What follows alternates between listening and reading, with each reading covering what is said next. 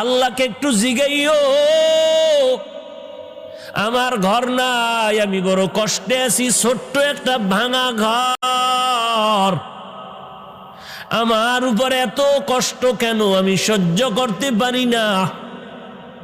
আল্লাহ আমার এত কষ্টে ফালায় রাখছেন কেন, একটু জানতে চাই।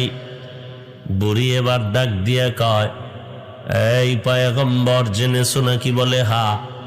তোমার যেই ঘর আছে তুমি নেয়ামতের শুকর আদায় করো। বলে, আমার তো কোনো নেয়ামতি নাই, কিসের আদায় করবো শুকর? বুড়ির ঘরের কিনারায় গিয়ে তাকায় দেখে এমন একটা ঝড় তুফান এসে গেল, ওই ভাঙা ঘরটাও উড়ায় নিয়ে গেল। হঠাৎ যখন ঘর উড়ে গেল তখন বুড়ি কান্না করে বলে, আমার আল্লাহ যে কত দয়াময়, আল্লাহ পাক আমার যে ভাঙা ঘর দিছেন এটাও আমার জন্য বড় নেয়ামত।